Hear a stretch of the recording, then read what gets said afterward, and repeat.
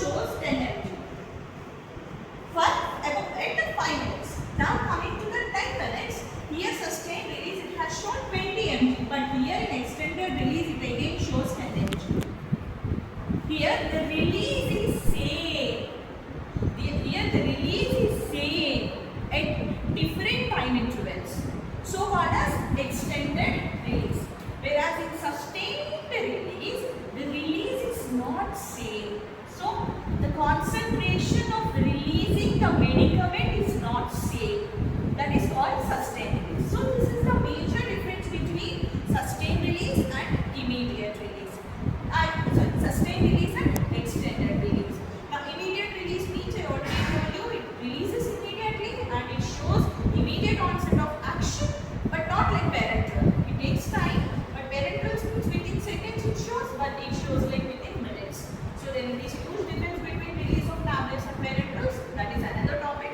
But here we are talking about only tablets.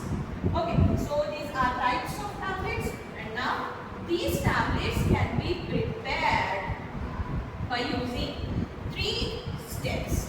Very important.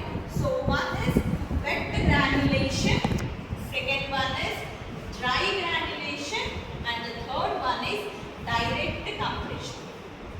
Okay, so these tablets are prepared by 3 methods. So wet granulation, dry granulation, and direct compression. So how do the preparation, what is the preparation involved in wet granulation? Ma'am, what is the preparation involved in dry granulation? Ma'am, what is the preparation involved in direct compression? It's so easy.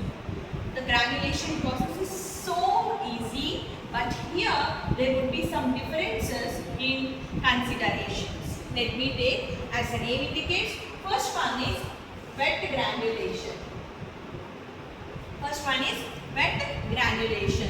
So wet granulation is nothing but you will take API and raw materials, API and other raw materials, nothing but ingredients. They are mixed with a solvent, that is liquid solvent. They are mixed with a liquid solvent, that is non-aqueous solvent. Non-aqueous solvent.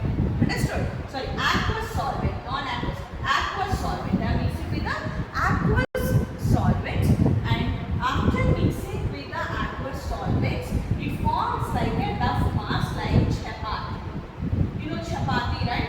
So it forms like a duff mass like a chapati mass. Okay, so that from that chapati mass, like that duff mass, we need to prepare a granules. So granules, how you have to prepare? Here you have to take a sieve. You have to take a sieve with different apertures.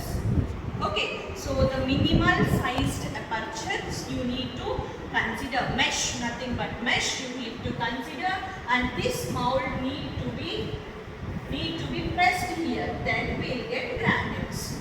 Okay, these granules must be dried in hot air oven.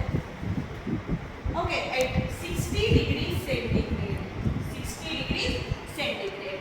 Okay, after drying these granules, you have to take to compression machine and you have to convert into a tablet by using compression machine based on your dose. If your tablet weight is 100, if your tablet weight is 200, based on the dose, like based on the weight, you have to go to the cavity of the compression machine and you have to fill it inside the cavity and you need to go for compression. Then we get a beautiful tablet.